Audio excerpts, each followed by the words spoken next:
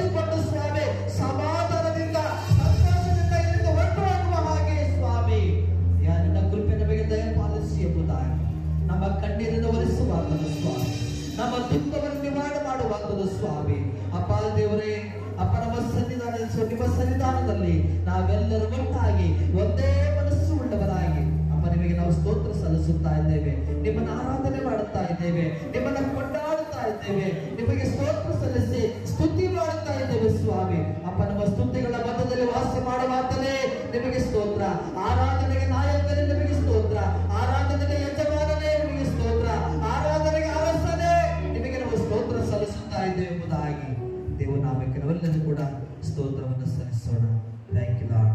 ವಂದನೆ ಸ್ವಾಮಿ, ವಂದನೆ ಯೇಸುವೆ. ಮುಂದಿನ ಒಂದು ಸಮಯಕ್ಕಾಗಿ ನಾವು ಪ್ರಾರ್ಥನೆ ಮಾಡೋಣ. ಮುಂದಿನ ಸಮಯ ಕೊರಗು ಪಾಸ್ಟರ್ ಸುಧಾಕರ್ గారు ప్రార్థన చేస్తారు. ప్రార్థన చేసుకుందాం. మహాపరిశుద్ధుడైన మా ప్రియ పరలోకపు తండ్రి, నీకు వందనాలు, స్తోత్రాలు మా ప్రభా. నీ మహాకృపను బట్టి మా తండ్రి ఉదయకాల సమయం నుంచి దేవా ఇంతవరకు మీ సన్నిధి మా మధ్యలో వచ్చినందుకే స్తోత్రాలు అయ్యా. మా ప్రభా మా తండ్రి మమ్మల్ని అందరినైనా ఎంతగానో ప్రేమించి బలపరిచి అతి శ్రేష్టకరమైన సమయానికి మీరు తీసుకువెళుతున్న విధానం బట్టి నీకు స్తోత్రాలు అయ్యా. ఈ ఫాస్టింగ్ ప్రేయర్లో తండ్రి నైనా మీరు మా మధ్యలో ఉన్నందుకే స్తోత్రాలు మా ప్రభా. సదరు ప్రాంతం నుంచి నైనా అయ్యా దైవ సేవకులు కూడా మా మధ్యకి మీరు తీసుకొచ్చిన విధానం బట్టి నీకు స్తోత్రాలు అయ్యా. మా ప్రభా మా తండ్రి నైనా మీరు మాట్లాడితే మా జీవితాలకు నైనా ఆదరణ ఓదార్పులైన మా ప్రభా అయ్యా. జుట్టు దేనికంటే మధురమైనటువంటి మాటలు మా ప్రభా తండ్రి మీరు మాట్లాడబోతున్న విధానం బట్టి నీకు స్తోత్రాలు అయ్యా. మా తండ్రి మా ప్రభా ముందున్నటువంటి సమయమునైనా ఆశీర్వాదకరంగా దీవెనకరంగా జరిపించి ఈ కూడిక ద్వారా మా ద్వారా నీ నామానికి మహిమ తెచ్చుకోమని యేసు పరిశుద్ధ నామములో ಪ್ರಾರ್ಥನೆ చేసి ಅಡಿಗೆ ಬೇಡಿಕೊಂಡುన్నాము తండ్రి. ಒಳ್ಳೆಯ ಕಾರ್ಯಗಳನ್ನ ನಾವನ್ನ ಉಪಯೋಗ ಮಾಡಬೇಕು. ಆದ್ರಿಂದ ಈ ವಾಕ್ಯ ಕೇಳಲು ಇನ್ನೊಂದು ವಿಷಯ, ಈಗ ನಾವು ಆರಾಧನೆ ಹೋದಾಗ ಮೊಬೈಲ್ ಸ್ವಿಚ್ ಆಫ್ ಮಾಡಿದ್ದೀವಿ ಹೇಳಿ ಹೋದಾನೆ. ಕೆಲವು ಸ್ವಿಚ್ ಆಫ್ ಮಾಡಿ ಅಂತ ಹೇಳ್ತಾರೆ, ಕೆಲವರು ಸೈಲೆಂಟ್ ಆಗಿ ಇಡಿ ಅಂತ ಹೇಳ್ತಾರೆ. ದೇವ್ರ ವಾಕ್ಯ ಕೇಳುವಾಗ ನಮ್ಮ ಮೈಂಡ್ ಸ್ವಿಚ್ ಆಫ್ ಮಾಡಬೇಕು. ಏನೇಳಿ ದೇವ್ರ ವಾಕ್ಯ ಕೇಳುವಾಗ ಮೈಂಡ್ ಸ್ವಿಚ್ ಆಫ್ ಆಗಬಾರ್ದು, ಸೈಲೆಂಟ್ ಆಗಬಾರ್ದು. ಅರ್ಥ ಆಯ್ತಾ? ಯಾಕೆಂದ್ರೆ ಹೇಳ್ತಾರೆ ದೇವ್ರ ಕೇಳೋಕೆಲ್ಲ ಮಾಡ್ತಾರೆ, ನೋಡ್ತಾ ಇರ್ತಾರೆ, ಅವ್ರ ಚಿಂತೆ ಇಲ್ಲೂ ಇರುತ್ತೆ, ಇಲ್ಲಿಲ್ಲ. ನೀವು ಕೂತಲ್ಲಿ ಮನುಷ್ಯನ ಮನಸ್ಸು ಇಡೀ ದೇಶ ಪೂರ್ತಿ ಸುತ್ತಾಡ್ತಾ ಇರ್ತಾರೆ. ನಾವು ಆಗಿರಬಾರದು. ಅದಕ್ಕೆ ದೇವರ ಆನೆಗೆ ಬರುವಾಗ ನಾವು ದೇವರ ವಾಕ್ಯ ಪ್ರಕಾರ ನೀನು ದೇವರ ಆತ್ಮೆಯನ್ನು ತುಂಬಿದವನಾಗಿ, ಶುದ್ಧಿ ಉಳ್ಳವನಾಗಿ, ಅಡಂಕರಹಿತನಾಗಿ ದೇವರ ಸನ್ನಿಧಾನ ಆನೆಗೆ ಬರುವಾಗ ನನ್ನ ದೇವರ ಪಾದದ ಬಳಿಯಲ್ಲಿ ನಾನು ಕೂರುತ್ತಾ ಇದ್ದೇನೆ ಮನೋಭಾವ ನಾವು ಅರ್ಥ ಮಾಡಿಕೊಳ್ಳಬೇಕು. ಹೌದಾ? ಒಂದು ಪಂಚಾಯತ್ ಪ್ರಸಿದ್ಧ ಬಂದವರ ಮುಂದೆ ನಾವು ಹೇಗಿರ್ತೀವಿ, ಎಷ್ಟು ನಮ್ಮ ಹೃದಯದ ವಿನಯದಿರ್ತೀವಿ. ಹೌದಲ್ಲ? ಹಾಗಿದ್ರೆ ಈ ಭೂಲೋಕದ ಸೃಷ್ಟಿ ಕರ್ತನ ಪಾದದ ಬಳಿ ಬಂದಾಗ ನಾನು ಹೇಗಿರಬೇಕು ಯೋಚನೆ ಮಾಡಿ. ನೀವು ಮನಸ್ಸಲ್ಲಿ ನೆನೆಸಿಕೊಳ್ಳುವುದು, ನಾನು ಇದು ಆರಾಧನೆ ಮುಗಿದು ಹೋಗಿದ್ದು ಏನು ಕೆಲಸ ಮಾಡ್ತೀವಿ ಎಂಬುದನ್ನು ತಿಳಿಯಬಲ್ಲವನಾದ ನಿನ್ನ ಹೃದಯವನ್ನು ನಿನ್ನ ಹಿನ್ನೆಲೆ ಪೂರ್ತಿ ತಿಳಿದವನಾದ ದೇವರ ಒಳಗೆ ಬಿಡುವಾಗ ನಾನು ಯಾವ ರೀತಿ ಇರಬೇಕು ಎನ್ನುವುದು ನೀವು ವಿವೇಚನೆಗೆ ಬಿಡ್ತಾ ಇದ್ದಾರೆ. ಈ ರೀತಿಯಾಗಿ ನಾವು ಮುಂದುವರಿದಾಗ ಮಾತ್ರವೇ ದೇವರ ಪ್ರೀತಿ, ದೇವರ ಆರೈಕೆ, ದೇವರ ಸಂರಕ್ಷಣೆ ನನಗೂ ನನ್ನ ಕುಟುಂಬಕ್ಕೂ ನನ್ನ ಸಭೆಗೂ ಲಭ್ಯವಾಗುವುದು. ನೀನು ಏನೇ ಕೆಲಸ ಮಾಡು, ದೇವರ ಹೆಸರು ಮಾಡು. ದೇವರ ಸನ್ನಿಧಾನ ಬಂದು ಒಂದು ಹಾಡು ಹೇಳಲಿ, ದೇವರೇ ನಿನ್ನ ನಾಮ ನಿನಗೆ ಮಹಿಮೆ ಉಂಟಾಗಬೇಕು. ನೀವು ಪ್ರಾರಂಭ ಮಾಡಿ ದೇವರ ಆಶೀರ್ವಾದ ಮಾಡ್ತಾನೆ. ದೇವರ ವಾಕ್ಯ ಹೇಳುವಾಗಲೂ ಅಷ್ಟೇ, ದೇವರ ವಾಕ್ಯ ಹೇಳುವಾಗ ಬಹಳ ಎಚ್ಚರಿಕೆಯಿರಬೇಕು. ದೇವರ ವಾಕ್ಯ ಹೇಳುವನು ಇನ್ನೊಬ್ಬರಲ್ಲಿ ತಪ್ಪಲ್ಲಿ ಸಿಕ್ಕಿ ಹಾಕಿಕೊಳ್ಳಬಾರದು, ಬಹಳ ಎಚ್ಚರಿಕೆಯಿಂದ. ಯಾಕಂದ್ರೆ ದೇವರ ವಾಕ್ಯ ಇಬ್ಬಾಯಿ ಕತ್ತಿಯಿಂದ ಹರಿತವಾಗಿದೆ. ನಾನು ಏನು ಪ್ರಸಂಗ ಮಾಡ್ತೇನೋ ಅದಕ್ಕೆ ತದ್ವಿರುದ್ಧವಾಗಿ ಕನಸಲ್ಲೂ ಮನಸ್ಸಲ್ಲೂ ತಿಳ್ಕೊಳ್ಬಾರದು, ಕ್ರಿಯೆ ಮಾಡಬಾರದು. ಶುದ್ಧ ದೇವರ ವಾಕ್ಯದ ಪ್ರಕಾರ ಅಪ್ಪಟ ಶುದ್ಧವಾಗಿರಬೇಕು. ಇಲ್ಲವಾದ್ರೆ ತುಂಬಾ ಕಷ್ಟ ಬರ್ತದೆ. ಹೌದಲ್ಲ? ಹಾಗಿರ್ಬೇಕಾದ್ರೆ ನಾವು ಇನ್ನೊಂದು ವಾಕ್ಯ ಓದಿಕೊಳ್ಳೋಣ. ಜೆರೆಮೀಯನ ಬರೆದ ಪತ್ರಿಕೆ 31:4 ವಾಕ್ಯ. ಜೆರೆಮೀಯ, ಇಸ್ರಾಯೇಲ್ ಯುವತಿಯೇ, ನಾನು ನಿನ್ನ ಹಾಳು ಪ್ರದೇಶಗಳನ್ನು ಪುನಃ ಕಟ್ಟುವೆನು, ಅವು ಕಟ್ಟಡಗಳಾಗುವು. ನೀನು ಮತ್ತೆ ದಮ್ಮಡಿಗೊಂಡ ವೈಭವವನ್ನು ವಿನೋದ ಪಡುವವರ ನಾಟ್ಯಗಳಲ್ಲಿ ಸೇರಿಕೊಳ್ಳುವೆ. ನೀನು ತಿರುಗಿ ಸಾಮಾನ್ಯ ಗುಡ್ಡೆಗಳಲ್ಲಿ ತೋಟಗಳನ್ನು ಮಾಡಿಕೊಳ್ಳುವೆ. ನೆಡುವವರು ನೆಟ್ಟು ಫಲವನ್ನು ಅನುಭವಿಸಲು ಒಂದು ದಿನ ಬರುವುದು, ಆ ಒಂದು ದಿನ ಬರುವುದು, ಆಗ ಎಫ್ರಾಯೀಮನ ಗುಡ್ಡಗಳ ಮೇಲಿರುವ ಕಾವಲುಗಾರರು ಏಳನೇ ಚೀಯೋನಿಗೆ ನಮ್ಮ ದೇವರ ಯೆಹೋವನ ಸನ್ನಿಧಾನಕ್ಕೆ ಹೋಗೋಣ ಬನ್ನಿ ಎಂದು ಕೂಗುವರು. ಇದರಲ್ಲಿ ವಾಕ್ಯನಾದ ದೇವರು ನಿಮ್ಮನ್ನು ತಿರುಗಿ ಕಟ್ಟುವರು. ಯಾಕೆ ನಾವು ದಿನ ಹೊಸದಾಗಬೇಕು. ನಿನ್ನೆ ಇದ್ದ ಇವತ್ತಿದ್ದ ನಾಳೆ ಇರಬಾರದು, ನಾಳೆ ಇದ್ದಾಗ ಇನ್ನೊಂದು ದಿವಸ ಇರಬಾರದು. ಪ್ರತಿ ದಿನ ನಮ್ಮಲ್ಲಿ ಹೊಸ ಹುರುಪು ಬರಲೇಬೇಕು. ನೀವು ಎಷ್ಟು ಜನರು ನಾವೇಕ್ಷರೇ ದೇವ ಆತ್ಮನ ಹೇಳುವುದನ್ನ ಮುಚ್ಚಡಕ್ಕೆ ಸಾಧ್ಯ ಇಲ್ಲ. ಹೌದಾ? ದೇವರ ವಾಕ್ಯವನ್ನ ಸಾರುವವರು, ದೇವರ ಮಕ್ಕಳಾದವರು ಕುಟುಂಬದ ಒಬ್ಬ ತಂದೆಯಾಗಿದ್ದರೆ ತಂದೆ ಸ್ಥಾನದ ಅಲಂಕಾರ ಮಾಡಿಕೊಳ್ಬೇಕು. ಹೇಗೆ? ಉತ್ತಮವಾದ ಮಾರ್ಗದರ್ಶಕನಾಗಿರ್ಬೇಕು. ಗಂಡನಾದನು ಹೆಂಡತಿಗೆ ಮಾದರಿಯಾಗಿರ್ಬೇಕು. ಸಭೆಯಲ್ಲಿರ್ತಕ್ಕಂಥವರು ಸಭೆಗೆ ಮಾದರಿಯಾಗಿರ್ಬೇಕು. ದೇವರ ಸನ್ನಿಧಾನದಲ್ಲಿ ಆರಾಧನೆ ಮಾಡಿ ಫಲ ಹೊಂದುವ ನಾನು ಪ್ರತಿದಿನ ಏಳಿಗೆ ಕಾಣಲಿಲ್ಲವಾದರೆ ಏನಾಗ್ತದೆ? ನಮ್ಮ ದೇವರ ಮನಸ್ಸು ನೋಯುತ್ತದೆ. ನಮ್ಮ ಅಲ್ಲಸರದ ಮಾತು ನಡವಳಿಕೆ ನಮ್ಮ ಕುಟುಂಬದಲ್ಲಿ ಬರುವ ಮೊದಲನೇ ಸ್ವಾರ್ಥ ಎಲ್ಲಿ ಸಾಗಬೇಕು? ಯೆರೂಸಲೇಮಿನಲ್ಲಿ ನಿನ್ನ ಕುಟುಂಬದಲ್ಲಿ. ಕುಟುಂಬಕ್ಕೂ ದೇವರ ಸಭೆಗೂ ತುಂಬಾ ಹೊಂದಾಣಿಕೆ ಇದೆ. ಕುಟುಂಬದಲ್ಲಿ ಏನಾದ್ರು ಬೇಜಾರಿದೆ, ನಿಮಗೆ ಪ್ರಾರ್ಥನೆ ಮಾಡಕ್ಕೆ ಹಾಡು ಹೇಳೋಕೆ ಸಾಧ್ಯವಾಗುತ್ತೆ? ಯಾರಾದ್ರೂ ಕುಟುಂಬದಲ್ಲಿ ಏನಾದ್ರೂ ಮಾನಸಿಕವಾಗಿ ತೊಂದರೆ ಇದ್ರೆ ನಿಮಗೆ ಸರಿಯಾದ ರೀತಿಯಲ್ಲಿ ಹಾಡು ಹೇಳೋದಕ್ಕೆ, ಆರಾಧನೆ ಮಾಡಕ್ಕೆ ಎಷ್ಟು ಜನಕ್ಕೆ ಸಾಧ್ಯವಾಗ್ತದೆ? ದೇವರ ಮನಸ್ಸು ನೋಯುತ್ತೇ ಇಲ್ಲ. ಮೊದಲು ಕೇಳ್ಕೊಳ್ಬೇಕು, ದೇವರೇ ನಾನು ನನ್ನ ಕುಟುಂಬ ನೆಮ್ಮದಿಯಾಗಿರೋದಕ್ಕೆ ನಾನು ಏನ್ ಮಾಡ್ಬೇಕು? ನನಗೆ ಜ್ಞಾನ ಕೊಡು. ಈ ಜ್ಞಾನೋಪಯೋಗದಿಂದ ಎಲ್ಲ ಸಂಪತ್ತನ್ನು ಮಾಡಿ ಜ್ಞಾನವನ್ನು ಸಂಪಾದನೆ ಮಾಡಿಕೋ ಅಂತ. ಹಾಗಾದ ಕಾರಣವೇನು? ಜ್ಞಾನಕ್ಕಿಂತ ದೊಡ್ಡ ಮೂಲ್ಯ ವಸ್ತು ಇಲ್ಲ. ಮೊದಲು ನಾನು ಪಡಬೇಕು, ಆಮೇಲೆ ಇನ್ನೊಬ್ಬರಿಗೆ ಬುದ್ಧಿ ಹೇಳಬೇಕು. ಇಂಥ ಮನೋಭಾವ ದೇವರನ್ನ ನಮ್ಮನ್ನ ಪುನಃ ಕಟ್ಟುತ್ತಾನೆ. ಪುನಃ ಕಟ್ಟಬೇಕು. ದಿನನಿತ್ಯ ನಾವು ಒಂದು ಸರಿ ಮನೆ ಕಟ್ತೇವೆ, ಹಾಗೆ ಬಿಡ್ತೇವ? ದಿನನಿತ್ಯ ಏನಾದ್ರು ರಿಪೇರಿ ಇರುತ್ತೆ. ಎಲ್ಲಿ ಡ್ಯಾಮೇಜ್ ಬರುತ್ತೆ ಅದನ್ನು ಕ್ಲಿಯರ್ ಮಾಡಬೇಕು. ಪ್ರತಿ ವರ್ಷ ಬಣ್ಣ ಹೊಡಿತೀವಿ, ಏನೇನೋ ಮಾಡ್ತೀವಿ, ದಿನಾನು ಕಸ ಹಾಕ್ತಿರ್ತೀವಿ. ನಮ್ಮಲ್ಲಿ ಕೂಡ ಕಸ ಬರುತ್ತೆ ನಮ್ಮ ಹೃದಯಕ್ಕೆ. ನಾವೇನ್ ಮಾಡಬೇಕು? ದೇವರ ವಾಕ್ಯದನ್ನ ಶುದ್ಧಿ ಮಾಡುತ್ತಾ ಇರಬೇಕು. ಯಾರು ಅಪ್ಪಟ ಚಿನ್ನವಾಗಿರೋದೇ ಮನುಷ್ಯ ಸಾಧ್ಯವಿಲ್ಲ. ಆದ್ರೆ ದೇವರ ಸನ್ನಿಧಾನ, ದೇವರ ಕೃಪೆಯಿಂದ ಮಾತ್ರ ನಾವು ಶುದ್ಧಿಯಾಗಲಿಕ್ಕೆ ಸಾಧ್ಯ.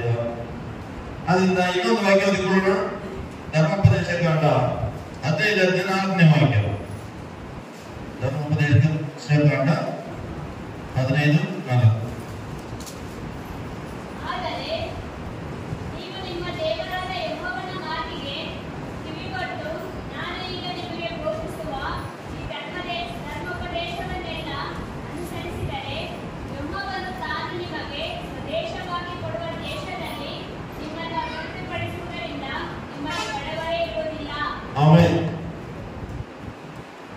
ದೇವರ ಸನ್ನಿಧಾನ, ದೇವರ ಮಕ್ಕಳು ಬಡವರಾದ್ರೆ ದೇವರಿಗೆ ಇಷ್ಟ ಆಗ್ತಾನ?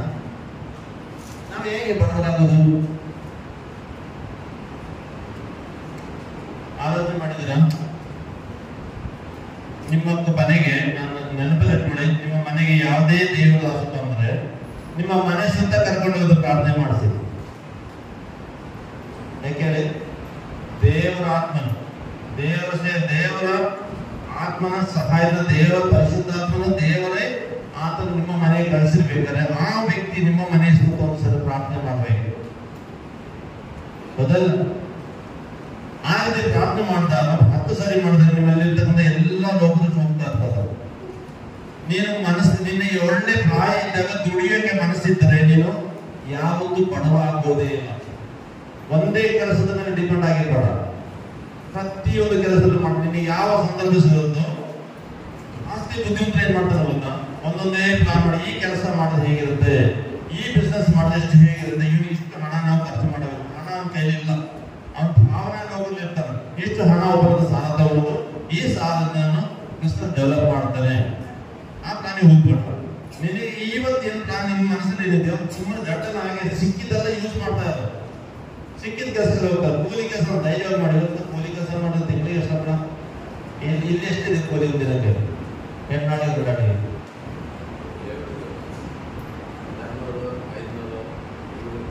ಒಂದು ತಿಂಗಳಿಗೆ ಕೆಲಸ ಮಾಡೋದಕ್ಕೆ ಬರುತ್ತೆ, 15,000 ಬರ್ತದೆ. ಸೊ ಅದನ್ನ ಎಜುಕೇಶನ್ ಒಳ್ಳೆ ವಿದ್ಯಾಭ್ಯಾಸ ಮಾಡೋದಕ್ಕೆ ಸಂಬಳ ಬರಲ್ಲ, ಮನಸ್ಸಿದ್ರೆ ಓದನೆ ಮನಸ್ಸು ಮಾಡಿದ್ರೆ ಎಷ್ಟ ಬರುತ್ತೆ. ಆಗ ನಾವು ಬಡತನ ಬರುತ್ತ, ದುಡಿಲಾರ್ದವನು ಊಟ ಮಾಡಬಾರ್ದು ದೇವರಾಗಿದೆ, ಪತ್ರಿಕೆ ಇದೆ, ನಾನು ಊಟಕ್ಕೆ ಹೋಗ್ತಾ ಇಲ್ಲ. ದುಡಿಯೋದು ಮಾತ್ರ ಊಟ ಮಾಡಬೇಕು, ದುಡಿಯೋದು ಮಾತ್ರ ಊಟ ಮಾಡಬೇಕು. ಯಾವುದೇ ಕಾರಣಕ್ಕೂ ದೇವರಾಗಿದೆ ರಾಮಪುರದಲ್ಲಿ ಪತ್ರಿಕೆ ಬರೋ ಹೇಳ್ತಾನೆ, ನಿಮ್ಮಲ್ಲಿ ಪ್ರತಿಯೊಬ್ಬರು ದುಡಿಮೆ ಮಾಡುವವರಾಗಿರಬೇಕು, ಆಗ ಸಭೆಯಲ್ಲಿ ಉನ್ನತಿ ಬರುತ್ತದೆ. ನಮ್ಮ ದೇವರ ಸನ್ನಿಧಾನ ಬಂದವರು ಯಾರಿಗೂ ಕೊರತೆ ಇರಬಾರದು. ಯೇಸು ಕ್ರಿಸ್ತನ ಬಳಿಗೆ ಹೋದವರು ಯಾರು ಬರೀ ಕೈಯಲ್ಲಿ ಹೋಗಲಿಲ್ಲ, ಹೊಟ್ಟೆ ತುಂಬ ತಿಂದು ಹೋಗಿದ್ದಾರೆ ಹೊರತು ಯಾರು ಹಸಿವಿಂದ ಹೋಗಿಲ್ಲ. ನೀವು ದೇವರಾಗಿ ಓದಿದ ನೋಡಿ, ಹಾಗೆ ಏನಾರಿದ್ರೆ ನೋಡು. ಹಾಗಿರ್ಬೇಕಾದ್ರೆ ನಾವೇನ್ ಮಾಡಬೇಕು? ಈ ವಾಕ್ಯ ನಾವು ಓದಿದಾಗ ಏನ್ ಹೇಳಿದ್ವಿ? ನಿಮ್ಮಲ್ಲಿ ಯಾರು ಬಡವರು ಇಲ್ಲಲ್ಲ. ಕಾರಣವೇನು? ದೇವರ ಆಶೀರ್ವಾದ ಇದ್ದವನು ಇನ್ನೊಬ್ಬರಿಗೆ ಕೊಡಲು ಶಕ್ತನ ಅಂತ. ಒಂದು ವೇಳೆ ಕೊಡಕ್ಕೆ ಇರ್ಲಿಲ್ಲ, ಹೋಗ್ಲಿ, ನಿನ್ನ ಮುಖಭಾವದಲ್ಲಿ ಇರಬೇಕು. ಏನದು? ನನ್ನ ದೇವರು ನನ್ನ ಕರೆದಿದ್ದಾನೆ, ಬರೀ ಕೈಯಲ್ಲಿ ಕಳಿಸಲಕ್ಕೆ ನನ್ನ ಬಿದ್ದು ಹೋಗುವಾಗ ಮಾಡುವುದಿಲ್ಲ. ದೇವರು ನನ್ನ ಕೈ ಹಿಡಿದಿದ್ದಾನೆ, ನನ್ನ ಕೈ ಹಿಡಿದಿರುವುದು ನನ್ನ ದೇವರು. ಹಾಗಿದ್ರೆ ನಿಮ್ಮ ಜೊತೆ ತಂದೆ ತಾಯಿ ಮಕ್ಕಳನ್ನ ಕರೆದುಕೊಂಡು ಹೋಗುವಾಗ ನಿಮಗೆ ಕೈಯ ಊಟಕ್ಕಿಲ್ಲವಾದರೂ ಸಾಲ ಮಾಡಿದ ಮಗು ನೀವು ಊಟ ಮಾಡಿಸೋ ಬಾಧ್ಯಸ್ಥರಾದರೆ, ನಿಮ್ಮ ಕೈ ಹಿಡಿದಿರುವ ಯೇಸು ಕ್ರಿಸ್ತನ ಕೈ ಹಿಡಿದು ನೀವು ನಡೆಯುವಾಗ, ನಿಮಗೆ ಕೊರತೆ ಬಂದಾಗ, ನಿನಗೆ ನೋವಾದಾಗ, ನಿನಗೆ ಬೇಜಾರಾದಾಗ, ನಿನ್ನ ಕೈಯಲ್ಲಿ ಹಣ ಇಲ್ಲದ ಊಟ ಇಲ್ಲದಾಗ ದೇವರು ಬರಿಗೈಯಲ್ಲಿ ಕಳಿಸ್ತಾನೆ. ನಂಬುತ್ತೀರಾ? ಯೇಸುವಿನ ಅಷ್ಟು ಪೂರಿ ಅಲ್ಲ, ಆದ್ರೂ ಉತ್ತಮ ದೇವರು, ಮಾತ್ರ ಇಂಥ ಸರಿಸಾಟಿ ಯಾವ ವ್ಯಕ್ತಿ ಇಲ್ಲ, ಯಾವ ಶಕ್ತಿನೂ ಇಲ್ಲ. ಹಾಗೆ ದೇವರ ನನ್ನ ಕೈ ಹಿಡಿದ ಮನೋಭಾವ ನಿಮ್ಮಲ್ಲಿ ಇದ್ದಾರೆ, ನೀವು ಸಂಪೂರ್ಣ ಸುರಕ್ಷಿತರು.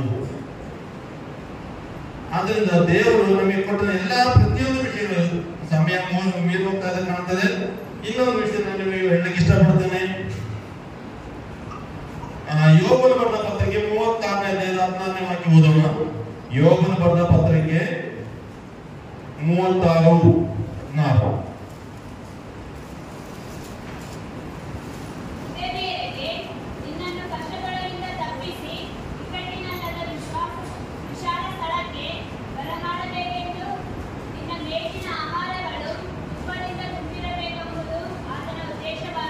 ಸಾಕು. ಆಮೇಲೆ ನೀನು ಏನಿದ್ದು ಯಾವ ಊಟ ಮಾಡಬೇಕು? ತುಪ್ಪದ ಭರಿತವಾದ ಊಟ ಮಾಡಬೇಕು, ಹೌದಲ್ಲ?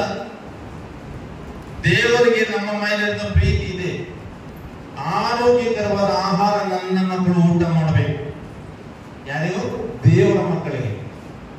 ಯೋಗನು ಸಾಕ್ಷಿ ಹೇಳ್ತಾನೆ, ತುಪ್ಪ ಭರಿತವಾದ ಊಟವನ್ನು ನನ್ನ ಮಕ್ಕಳು ಊಟ ಮಾಡಬೇಕು, ದೇವರು ಇಷ್ಟಪಡುವುದು. ಹಾಗಿದ್ರೆ ನಾನು ಹಸಿವಿಂದ ದೇವರು ಇಷ್ಟಪಡ್ತಾನ?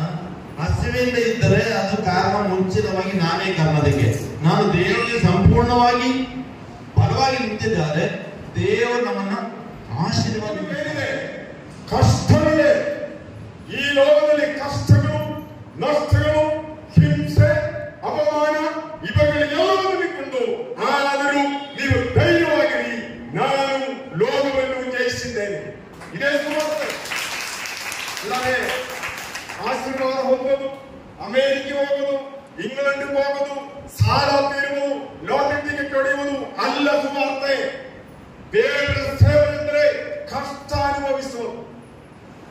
ಈಗ ನೋಡಿ, ಬೈಬಲಲ್ಲಿ ಅನೇಕ ಕೃಪಾ ಮರಗಳಿವೆ. ಕೆಲವರು ಹೇಳ್ತಾರೆ ನನಗೆ ಹಾಡಾಡಕ ದೇವರ ಕೃಪೆ ಕೊಟ್ಟಿದೆ, ಆಡ್ರಿ. ಕೆಲವರು ಹೇಳ್ತಾರೆ ನನಗೆ ಪ್ರಾರ್ಥನೆ ಮಾಡಕ ದೇವರು ಏನ್ ಮಾಡ್ತಾರೆ, ಕೃಪೆ ಕೊಟ್ಟಿದೆ, ಪ್ರಾರ್ಥನೆ ಮಾಡ್ರಿ. ಸೇವೆ ಮಾಡಕ ದೇವರು ಕೃಪೆ ಕೊಟ್ಟಿದೆ, ಏನ್ ಮಾಡ್ರಿ? ಸೇವೆ ಮಾಡ್ರಿ. ಅತಿಥಿ ಸತ್ಕಾರ ಮಾಡಕ ದೇವರು ಕೃಪೆ ಕೊಟ್ಟಿದೆಯಾ? ಅತಿಥಿ ಸತ್ಕಾರ ಮಾಡ್ರಿ. ಒಬ್ಬರಿಗೆ ಸಹಾಯ ಮಾಡಕ ದೇವರು ನಿಮಗೆ ಕೃಪೆ ಕೊಟ್ಟಿದೆಯಾ? ಸಹಾಯ ಮಾಡಿ. ಆದ್ರೆ ಇನ್ನೇ ಒಂದು ಕೃಪೆ ಇದೆ ಬೈಬಲಲ್ಲಿ, ನಿಮ್ಗೆ ಗೊತ್ತಾ? ಬೇರೆ ಯಾರಿಗೂ ಬೇಡದಿರುವಂತ ಒಂದು ಕೃಪೆ. ಪೌಲನು ಹೇಳ್ತಾನೆ, ಕರ್ತನಾದ ಯೇಸು ಕ್ರಿಸ್ತನನ್ನು ನಂಬುವವನಿಗೂ ಮಾತ್ರವಲ್ಲ, ಯೇಸು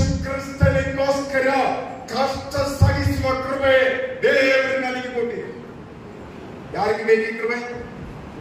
ಯಾರಿಗೆ ಬೇಕು? ಯಾರಿಗೆ ಬೇಡ? ಎಲ್ಲರಿಗೆ ಬೇಕಾಗಿರುವ ಪ್ರಾಸ್ಪರಿಟಿ, ಆಶೀರ್ವಾದ. ಪ್ರಿಯರೇ, ದೇವರ ಸೇವೆ, ದೇವರು ನಮ್ಮನ್ನು ಆಶೀರ್ವದಿಸ್ತಾರೆ, ಅದೊಂದು ವಿಷಯ.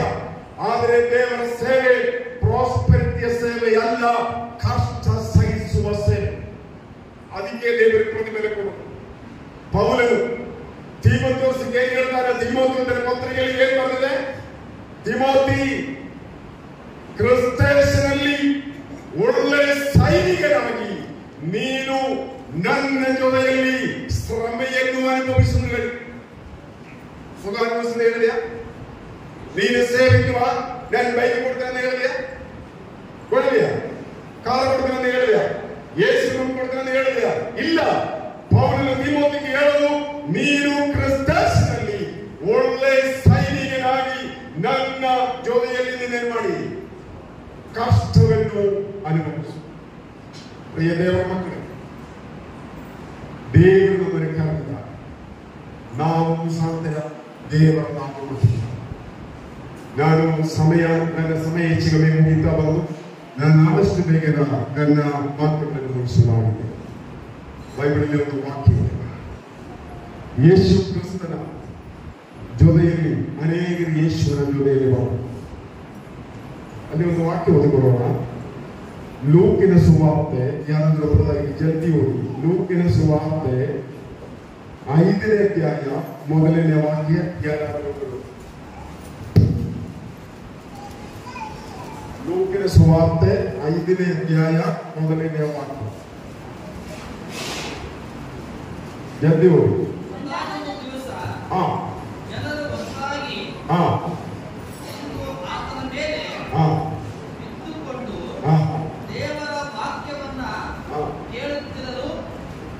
ಸಾಕು ಸಾಕಿಲ್ಲ ಬಿಡ್ರಿ.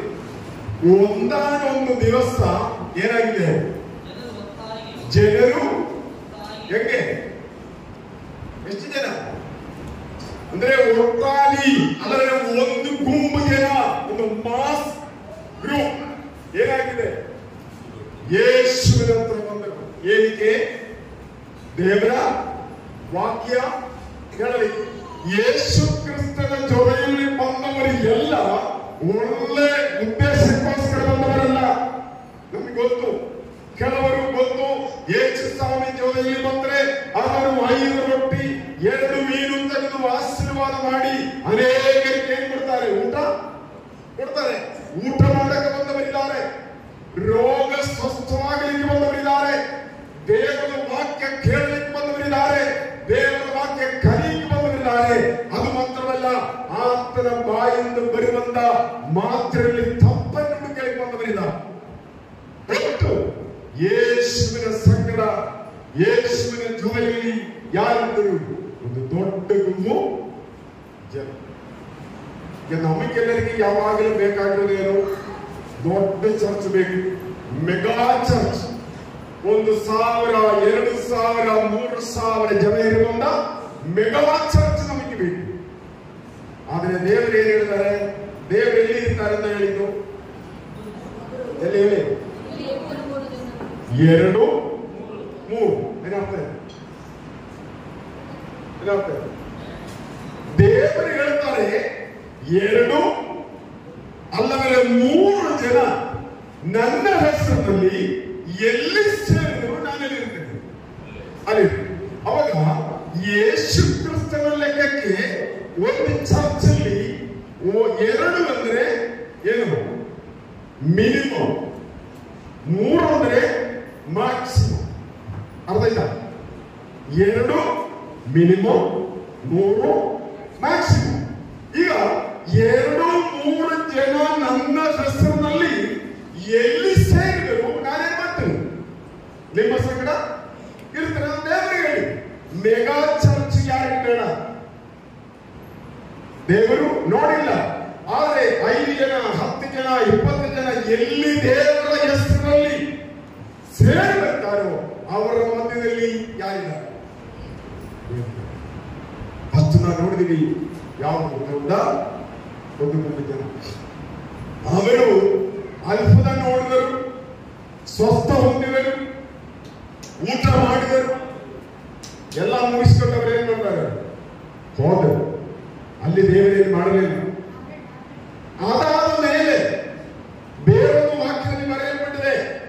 ಯೇಸು ಕ್ರಿಸ್ತನು 70 ಮಂದಿ ಜನರನ್ನು ಆರಿಸಿಕೊಂಡ್ರು. ಎಷ್ಟು? 70 ಮಂದಿ. 70 ಮಂದಿ ಜನರನ್ನ ಯೇಸು ಸ್ವಾಮಿ ಆರಿಸಿಕೊಂಡು ಅವರಿಗೆ ಹೇಳಿದ್ದಾರೆ, ನೀವು ಹೊರಟು ಹೋಗಿರಿ, ಸುವಾರ್ತೆ ಸಾರಿರಿ, ರೋಗಿಗಳನ್ನೇ ಮಾಡ್ರಿ, ಸ್ವಸ್ಥ ಮಾಡಿ, ನಂಬಿದವರಿಗೆ ದೀಕ್ಷಾಸ್ನಾನ ಕೊಡ್ರಿ. ಎಷ್ಟು ಮಂದಿ? 70. ದೊಡ್ಡ ಗುಂಪಿಗೆ ಹೇಳಿದ್ಯಾ? ದೊಡ್ಡ ಗುಂಪಿಗೆ ಹೇಳಿದ್ಯಾ? ಇಲ್ಲ. 70 ಮಂದಿ ಹೋದ್ರು. ಅವರು ಹೋಗಿ ಸೇವೆ ಮಾಡಿದ್ರು. ಸೇವೆ ಮಾಡಿ ಸಾಯಂಕಾಲ ಅಂತ ಅವರೇನಂದ್ರು, ಸ್ವಾಮಿ, ನಾವು ಅನೇಕ ಹಳ್ಳಿಗಳಿಗೆ ಹೋಗಿದ್ದೀವಿ, ಅನೇಕರಿಗೆ ಸುವಾರ್ತೆ ಸಾರಿದ್ದೀವಿ, ಅನೇಕ ರೋಗಿಗಳೇನಾಗಿದ್ದಾರೆ ಸ್ವಸ್ಥ ಹೊಂದಿದರು, ಅನೇಕ ದವಗಳು ಏನಾಗಿದ್ದಾರೆ ಬಿಟ್ಟು ಹೋದರು. ಎಷ್ಟು ಸಮಯ ಏನಿದೆ ಅವರಿಗೆ? ಎಷ್ಟು ಸಮಯ ಏನಿದೆ ಗೊತ್ತಿಲ್ಲ. ಎಷ್ಟು ಸಮಯ ಹೇಳಿದ್ದು? ರೋಗಿಗಳು ಸ್ವಸ್ಥವಾದರಲ್ಲಿ, ದೆವ್ವಗಳು ಬಿಟ್ಟು ಹೋದರಲ್ಲಿ ನೀವೇನ್ ಮಾಡಬೇಡಿ, ಖುಷಿ ಪಡೋದು ಬೇಡ, ಸಂತೋಷ ಪಡೋದು ಬೇಡ. ನಿಮ್ಮ ಹೆಸರು ಎಲ್ಲಿ ಬರೆದಿದೆ? ಪರಲೋಕದಲ್ಲಿ ಬರೆಯಲ್ಪಟ್ಟಿದೆಯಲ್ಲ, ಆ ವಿಷಯದಲ್ಲಿ ನೀವೇ ಬರ್ರಿ, ಸಂತೋಷ. ಇವತ್ತು ಗೊತ್ತಾ ಕೆಲವರಿಗೆಲ್ಲ ಮಿರಕಲ್ ಕ್ರೂಸೈಡ್. ಏನು ಕ್ರೂಸೈಡ್? ಮಿರಕಲ್. ನೀವು ನಂಬಬೇಡಿ, ಮಿರಕಲ್ ಇದೆ, ಇಲ್ಲಾಂದ್ರೆ ನಾನು ಹೇಳಿಲ್ಲ, ಮಿರಕಲ್ ಇದೆ. ಆದ್ರೆ ಮಿರಕಲ್ ಕ್ರೂಸೈಡ್ ಮಾಡಕ್ ಹೋಗಬೇಡ. ಯೇಸು ಸ್ವಾಮಿ ಎಲ್ಲಿಯಾದ್ರೂ ಮಿರಕಲ್ ಕ್ರೂಸೈಡ್ ಮಾಡಿದಾರ? ಎಲ್ಲಿಯಾದ್ರು? ಯೇಸು ಸ್ವಾಮಿ ಸ್ವಸ್ಥ ಮಾಡಿದ್ದಾರೆ. ಯೇಸು ಸ್ವಾಮಿ ಕುಷ್ಠರೋಗಿಯನ್ನು ಸ್ವಸ್ಥ ಮಾಡಿದ್ದಾರೆ. ಯೇಸು ಸ್ವಾಮಿ ಕುಷ್ಠರೋಗಿ ಹೇಳಿದ್ರೆ ನೀನು ಯಾರಿಗೂ ಹೇಳಬೇಡ. ಹಾಗೆ ಬರೀ ನೀನು ಮಗವಾದವಾದ ತೋರಿಸು. ಯಾಕಂದ್ರೆ ನೀನು ಕುಷ್ಠರೋಗಿಯಿಂದ ಹೇಳಿ, ನೀವು ಕುಷ್ಠರೋಗಿಯಿಂದ ಸರ್ಟಿಫಿಕೇಟ್ ಕೊಟ್ಟಿದ್ದ ಮಗ ಯಾರ? ನೀನು ಅವನ ಹತ್ರ ಹೋಗಿ ಹೇಳಿ, ಯೇಸು ಕ್ರಿಸ್ತನನ್ನು ಸ್ವಸ್ಥ ಮಾಡಲ್ಲ. ನೀವು ಟಿವಿಲಿ ಅನೌನ್ಸ್ ಮಾಡಬೇಡ, ಪೇಪರ್ಲಿ ಅನೌನ್ಸ್ ಮಾಡೋದು ಬೇಡ. ದೇವರ ನಾಮಕ್ಕೆ ಮಹಿಮೆ ಕೊಡಿ. ಸ್ವಸ್ಥ ಮಾಡಕ್ಕೆ ನಾನು ನೀವು ಯಾರಲ್ಲ. ಯೇಸು ವಿಭಾಗದಲ್ಲಿ ಏನ್ ಹೇಳಿದೆ? ನಿಮ್ಮಲ್ಲಿ ಯಾರಾದರೂ ಅಸ್ವಸ್ಥರಿದ್ದರೆ ನಿಮ್ಮ ಸಭಾ ಪಾಲಕರನ್ನ, ಸಭಾ ಹಿರಿಯವರನ್ನ ಕರೆಸಿ ಅವರಿಗಾಗಿ ಎಣ್ಣೆ ಹಚ್ಚಿ ಏನ್ ಮಾಡ್ರಿ. ನೋಡಿ, ಎಣ್ಣೆ ಇದೆ, ಬೈಬಲ್ ಬರೆದಿದೆ. ಸಭಾ ಪಾಲಕರು, ಸಭಾ ಹಿರಿಯವರು ಏನ್ ಮಾಡ್ರಿ? ಎಣ್ಣೆ ಹಚ್ಚಿ ಏನ್ ಮಾಡಿ? ಪ್ರಾರ್ಥನೆ ಮಾಡಿ. ಪ್ರಾರ್ಥನೆ ಮಾಡುವುದು ನಮ್ಮ ಕೆಲಸ, ಸ್ವಸ್ಥ ಮಾಡುವುದು ದೇವರು. ఆయా సంఘాలు ప్రయాసపడుతున్నారు, కష్టపడుతున్నారు. నాయన బ్రదర్ జార్జ్ బ్రదర్ కుటుంబం బట్టి, నాయన రాబర్ట్ కుటుంబాన్ని బట్టి, సుదర్శన కుటుంబాన్ని బట్టి, సుధాకర్ కుటుంబాన్ని బట్టి, ప్రభుదాస్ కుటుంబాన్ని బట్టి, వేగన కుటుంబాన్ని బట్టి, నాయన మాత్రం ఇంకా నాయన తన బిడ్డలు కాయలు కూడా ఎన్నో చెప్పినాం రాలేదు. ఈ రీతిగా నాయన ప్రభు ప్రతి ఒక్క సంఘ పెద్దలు అందరూ వారు అభిషేకించి ఆశీర్వదించండి. విన్న సాక్ష్యం నాయన వారి జీవితాల్లో పనిచేసేటట్లు సహాయం దయచేయండి. నాయన ఈ మందిరం చుట్టూ మీ కంచె నాటండి. కగ్గల్లో నాయన ఈ స్థలంలో, ఈ మందిరంలో తన లోపల పని నిలబడిపోయింది. ఆయన రిపేర్ ఉంది, మీరు కార్యం చేయండి, సహాయం దయచేయండి. మమ్మల్ని తగ్గించుకొని నేర్చుకున్నా. ముఖ్యంగా నాయన మ్యూజిక్ కొట్టుకుని నీ బిడ్డలు నాయన తండ్రి ప్రభా ఎంతో తన పనులను విడిచిపెట్టి నాయన వచ్చిన నీ బిడ్డలను ఆశ్రయించండి, దీవించండి నాయన ప్రభా. మాత్రం తల్లిదండ్రులను దీవించండి నాయన, కాపాడండి నాయన. ఇంకా వాద్యాలు వాంఛించే వారు అనేక లేవనెత్తమని ప్రార్థిస్తున్నాను తండ్రి. స్తోత్రాలయ్యా. అన్ని విషయంలో తండ్రి మమ్మల్ని మేము తగ్గించుకొని హెచ్చిస్తూ ప్రభా, భోజనం వండిన వారిని, వడ్డిస్తున్న వారిని మమ్మల్ని అందరినీ దీవించమని యేసుక్రీస్తు నాదుని పేట ప్రార్థించేట్టున్నాం తండ్రి. ಆಮೆನ್. ಅತ್ಯಾಶಯ ಪ್ರಾರ್ಥನಾ. ತಂದೆಯಾಗಿರುವ ದೇವರ ಪ್ರೀತಿ, ನಮ್ಮ ಕರ್ತನಾದ ಯೇಸು ಕ್ರಿಸ್ತನ ಕೃಪೆ, ಪವಿತ್ರಾತ್ಮನ ಸಂಬಂಧ ಸಹವಾಸ ನಮ್ಮೆಲ್ಲರ ಸಹಿತ ಪ್ರಾರ್ಥನೆ ಮಾಡುವ ವಿಷಯದ ಬಗ್ಗೆ ಯಾವಾಗಲೂ ನಿರಂತರವಾಗಿರಲಿ. ಆಮೆನ್.